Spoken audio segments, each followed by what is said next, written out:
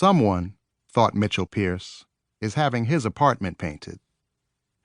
A large pile of painter's rags, what looked like a spotted gray tarp, an old Indian blanket, a black, unblocked fedora, sat on the pavement just outside the front door of his apartment building. In the June morning heat, steam rose from the rags. Mitchell walked from under the awning, stopped, felt a lukewarm sun on his shoulder, and wondered why he was not beginning to sweat. Then a hand grabbed his ankle. "You got a dime, Chief?" Under the black hat, the Indian smiled with only one side of his mouth. The other side held a cigar. Now Mitchell could smell him, sweet and pungent as old bananas.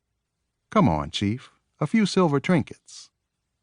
Mitchell tried to pull his leg free, but the Indian held fast, red and black eyes staring from a broad brick-colored face cut by 1,000 tiny wrinkles, coated with soot, caged by too thick braids. Breakfast, not long crushed, began to turn in Mitchell's stomach. He put his foot into the Indian's chest and tried to kick him away.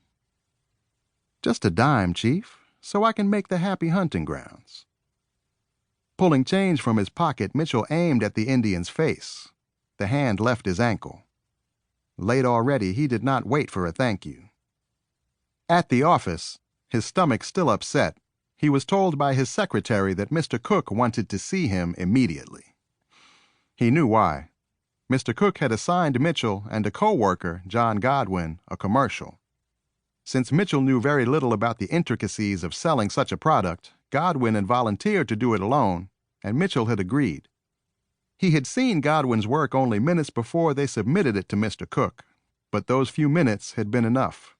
Even Mitchell knew it was a bad job. Now he would have to face Mr. Cook and accept half the responsibility for the failure, or confess that he had done no work at all. Mr. Cook's office did not have a desk, only 15 orange leather chairs arranged into 3 circles in various parts of the room. They sat in the chairs nearest the window, the sun just outside above the river. Mr. Cook's back to the window. Mitchell was glad to be squinting. It would be harder for Mr. Cook to know what he was thinking. "I'm not going to ask which of you fellows is basically responsible. I think I know already. Besides, the last thing I want is a spy system around here." Mr. Cook, eyes shaded by yellow-tinted spectacles, smiled at Mitchell and John Godwin in turn. The sun lit his thinning hair from behind.